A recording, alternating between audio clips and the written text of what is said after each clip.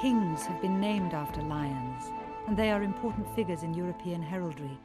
So it may seem odd that no wild lion lives today anywhere near the Mediterranean, even on its African side. The lions of Europe and the Middle East exist only in the form of pictures and statues. To encounter a lion that's made of anything but stone, like this large African one, you'd have to go 2,000 kilometers into Africa, to the plains south of the Sahara Desert. The last time this kind of attack happened in reality in a European forest was in the 2nd century AD. It's quite safe to walk in them now. That's because Europeans, after appropriating their lions as a symbol of courage and nobility, simply wiped them out. In time, the people of the Middle East did the same. The lion's crime was not so much that it preyed on humans, it had been doing that since humans existed, but that it preyed on their livestock. Since livestock farming was spreading everywhere, the lions had to go, even from Africa.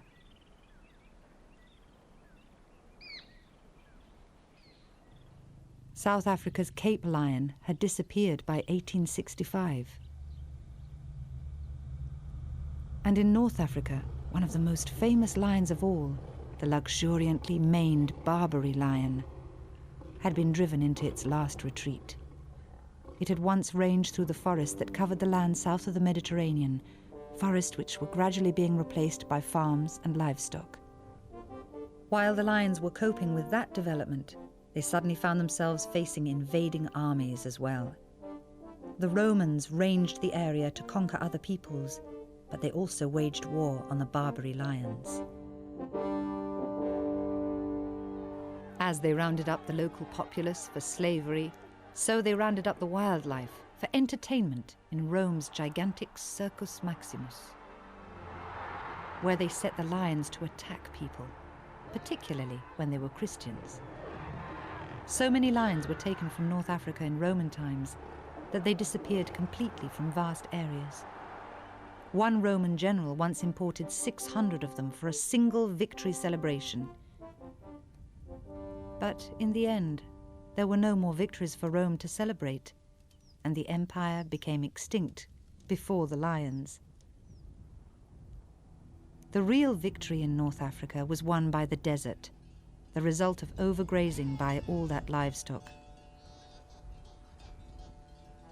For the humans, new ways of life emerged, but for the Barbary lion, it was always the same. Wherever suitable habitat remained, people and their animals eventually arrived and settled. The lions were forced to move away, and the desert encroached more and more. Soon, the only Barbary lions left were those roaming the remote Atlas Mountains of Morocco. Then guns arrived, in the hands of bandits, soldiers, and European trophy hunters. In 1922, the last Barbary lion on Earth was shot, probably for the fun of it.